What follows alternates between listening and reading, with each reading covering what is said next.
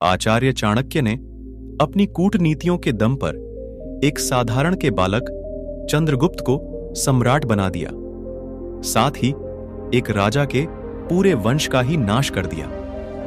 लेकिन क्या आप जानते हैं कि आखिर आचार्य चाणक्य ने ऐसा क्यों किया?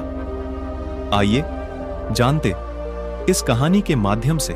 आचार्य चाणक्य देश में नहीं बल्कि दुनिया भर में एक लोकप्रिय अर्थशास्त्री और कूटनीतिज्ञ के तौर पर जाने जाते हैं।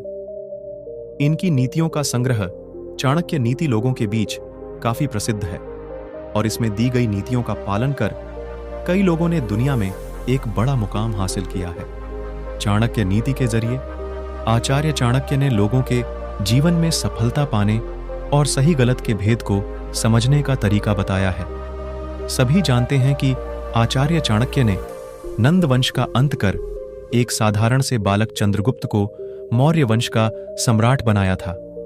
लेकिन क्या आप जानते हैं कि आखिर ऐसा क्या हुआ था कि आचार्य चाणक्य को नंद वंश का नाश करना पड़ा?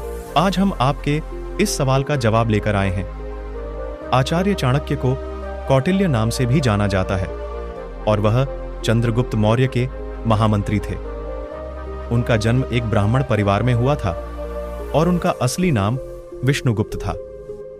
आचार्य चाणक्य का गोत्र कौटिल था और इसलिए उनका नाम कौटिल्य भी पड़ गया। आचार्य चाणक्य को लगभग हर विषय की जानकारी थी और खगोल विज्ञान का तो पूरा ज्ञान था। यहां तक कि उन्होंने समुद्र शास्त्र में ही महारत हासिल की थी और व्यक्ति के चेहरे व हाव भाव को देखकर उसका व्यक्तित्व बता देते थे।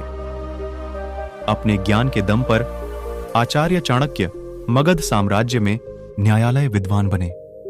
एक बार चाणक्य मगध राज्य में आयोजित हुए किसी यज्ञ में शामिल होने गए और वहां प्रधान आसन पर जाकर बैठ गए। नंद वंश के राजा धनानंद ने आसन पर बैठे चाणक्य की वेशभूषा देखकर उसका अपमान किया और आसन से उठने का आदेश दिया। भरी सभी में हुए इस अपमान से क्रोधित होकर चाणक्य ने अपनी छोटी खोल दी और कसम खाई कि जब तक मैं नंद वंश का नाश नहीं करूंगा तब तक छोटी नहीं बांधूंगा। बस अपने इस अपमान का बदला लेने के लिए ही चाणक्य ने नंद वंश का नाश करने के लिए नीतियां बनाई। अपनी प्रतिज्ञा पूरी करने के लिए चाणक्य ने एक साधारण के बालक चंद्रगुप्त को शिक्षा दीक्षा दी और मौर्य वंश की स्थापना की। फिर उसे बच्चे को मौर्य वंश का सम्राट बनाकर गद्दी पर बैठाया। इस दौरान चाणक्य अपने अपमान का बदला लेने के लिए नई नई नीतियां बनाने लगे और पोरस समेत कई राजाओं को अपने साथ मिला लिया। कई देश के राजाओं को साथ मिलाकर चाणक्य ने नंद वंश के राजा घनानंद पर आक्रमण कर दिया, जीत हासिल की। आचार्य चाणक्य का मानना है कि यदि आप अपने दुश्मन को हराना चाहते हैं तो कभी भी उसकी बात पर गुस्सा ना हो, बल्कि मुस्कुरा वहां से निकल जाएं और फिर ठंडे दिमाग के साथ रणनीति तैयार करें। इस कहानी से आपको बहुत कुछ सीखने को मिलेगा। धन्यवाद। मिलते एक और नई कहानी के साथ, तब तक चैनल को सब्सक्राइब कर लें।